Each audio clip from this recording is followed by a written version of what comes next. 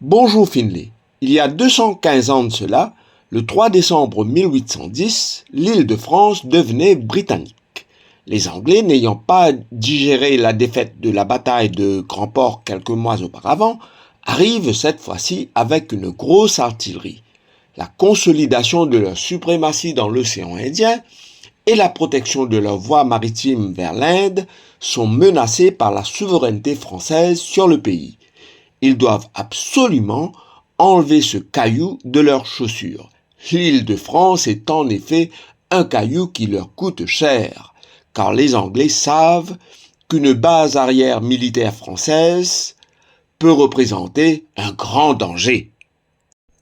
Quand quelques dizaines de corsaires français basés sur nos terres attaquent et surtout dépouillent plus de 200 embarcations anglaises entre 1793 et 1802, quand un immense explorateur et navigateur de Sa Majesté est retenu prisonnier, certes à résidence, mais pendant 7 ans par le général de Camp, je me réfère évidemment au capitaine Matthew Flinders, on peut comprendre l'épée de Damoclès que représente l'île de France pour les intérêts et la superbe des Britanniques.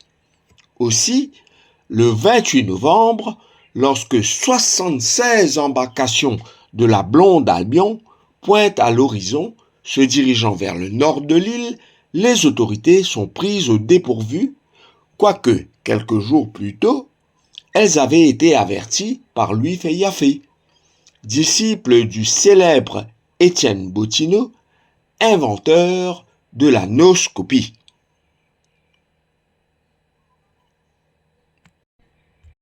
La noscopie, c'est une aptitude développée par Étienne Bottineau pour voir le mouvement des embarcations à plusieurs centaines de kilomètres au-delà de l'horizon.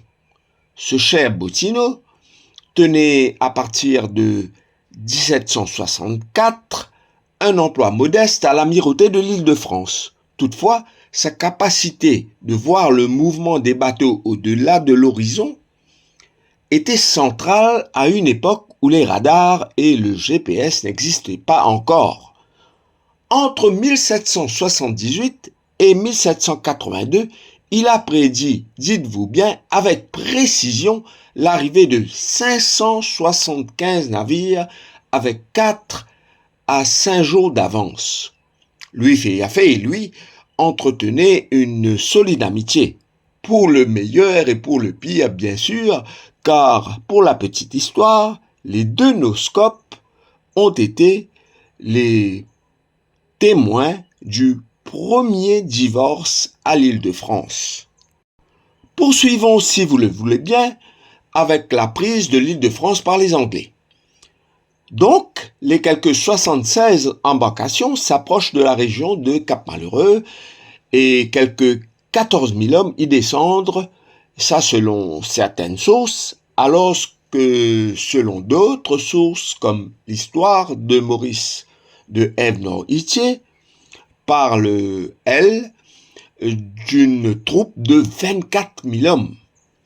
Les Français, avec leur effectif militaire composé d'environ 4 000 hommes, ne font pas du tout le poids. Dans son analyse de l'événement, l'historien Ève-Noirmoutier profite pour lier la discrimination raciale entre la population des couleurs, les Noirs, à l'infériorité numérique des effectifs de deux camps. Il ne peut être plus clair. Je cite Ève-Noirmoutier, qui, de Decamps, parle en ces termes. Si le général Decamps avait enregimenté 2000 hommes de couleur, qu'il avait à sa disposition 1500 mulâtres esclaves, sur 2 ou 3 000 hommes que possédaient les habitants de la colonie, et 3 régiments d'Africains de 1500 hommes, chaque régiment, il eût eu, avec les marins et soldats qu'il avait, à sa disposition plus de 10 000 hommes d'effectifs qui auraient déconcerté les chefs de l'expédition anglaise. Fin des citations. Après une courte mais âpre bataille dans les environs de Montaillongue, surtout où les Français ont donné du fil à retordre à leurs cousins d'outre-Manche et où les bataillons indiens et cipayes de la troupe anglaise firent preuve de courage et de détermination, les Français concèdent la défaite le 3 décembre 1810 à 22 heures. Et ils signent l'acte de capitulation à 1 heure du matin le 4 décembre suivant. Les soldats français se sont battus, mais la dictature du nombre s'est imposée. Ils ont toutefois infligé un tribut conséquent aux Anglais qui ont perdu 150 hommes dans la bataille. Les Français, eux, regrettaient 60 victimes. Quant au fameux Louis Feillaphé, qui avait été emprisonné par Decamps pour désordre à l'ordre public en annonçant bien en avance l'arrivée de l'escadre anglaise et avait expliqué la taille considérable de cette escadre, Louis Feillaphé fut libéré après la prise de possession des Anglais. Et dire que Isidore Decamps ne l'avait pas écouté. Et s'il l'avait fait, le tournant de l'histoire aurait pu être différent. Tenez, Robert Surcouf, le grand corsaire, n'avait-il pas pris le Kent 10 ans plus tôt avec un effectif 2 fois moins important et une cargaison de munitions inférieure à celle des Anglais? Mais Robert Surcouf, lui, il était préparé. Je pense que Isidore Decamps s'est rendu compte de ses erreurs. Il s'est d'ailleurs excusé auprès d'une députation d'hommes de couleur venant lui dire au revoir avant son départ. Mais que voulez-vous? Avec les si, nous pouvons refaire le monde, n'est-ce pas? Quoi qu'il en soit, la prise de possession par les Anglais se passe comme une lettre à la poste. Les termes de capitulation sont très généreux envers les vaincus, qui retiennent le droit de garder leur religion, leur possession, leur us et leurs coutumes. C'est ainsi que nous sommes aujourd'hui un peuple bilingue, parlant plutôt français, mais maîtrisant l'anglais dans le milieu scolaire et administratif.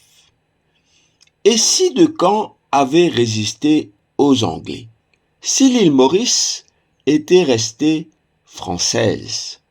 Personnellement, moi, je suis heureux de l'issue de la bataille de novembre-décembre 1810 et de la signature du traité de Paris en 1814, confirmant l'acte de capitulation et inscrivant Mauritius définitivement comme colonie britannique.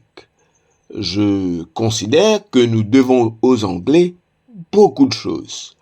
Par exemple, le Champ de Mars, plus vieil hippodrome de l'hémisphère sud et second plus ancien hippodrome au monde. Le théâtre de Port-Louis, également plus vieux théâtre du genre dans l'hémisphère sud. Surtout, l'abolition de l'esclavage, l'immigration indienne et chinoise, et bien sûr notre indépendance. Il faut dire que les Anglais nous ont donné notre indépendance, même si nous nous sommes battus pour cela. Et vous, Finlay, qu'en pensez-vous? Merci, Finlay. Et que pensez-vous, chers auditeurs? Êtes-vous heureux d'être Mauricien? Ou auriez-vous préféré être des citoyens de l'Île-de-France? Au revoir et bon dimanche.